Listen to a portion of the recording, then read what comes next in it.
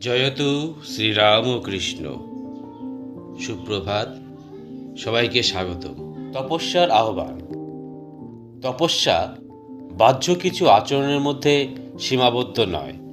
এটা আত্মপ্রচারের কোনো মাধ্যমও নয়।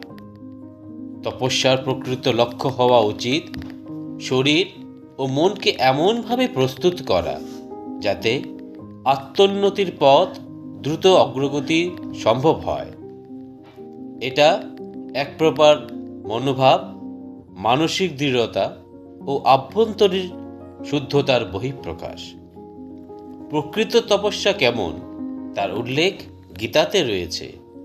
বলা হয়েছে, কায়িক তপস্যা হল দেবতা, গুরু ও জ্ঞানীদের প্রতি শ্রদ্ধা, পরিচ্ছন্নতা, সরলতা, সংযম ও অহিংসা। বাচিক তপস্যা হল অনুদ্বয়কর সত্য, মধুর ও কল্যাণকর বাক্য বলা এবং শাস্ত্র অধ্যয়ন। মনের প্রসন্নতা, সৌম্যভাব, বাক্য সংযম, মনের নিরোধ, ব্যবহারকালে ছলনারহিতা, এই সকলকে মানসিক তপস্যা বলা হয়। এই ত্রিবিধ তপস্যা একটি সুসংহত ও সুগঠিত ব্যক্তিত্ব গঠনের দুর্ভাগ্যবশত আধুনিক জীবনের ব্যস্ততা ও কোলাহল সমাজকে তপস্যা বিমুখ করে তুলেছে।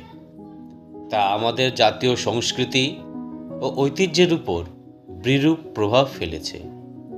অতীতে ব্রহ্মচর্য আশ্রমে শিক্ষার্থীদের জন্য ছিল কঠোর তপস্যার ব্যবস্থা। তাতে তপস্যার মর্ম উপলব্ধি করতে পারিত।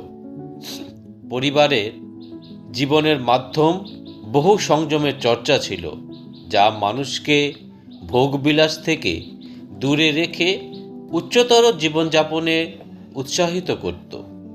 আজকের সামাজিক জীবনে শৃঙ্খলার বড় অভাব।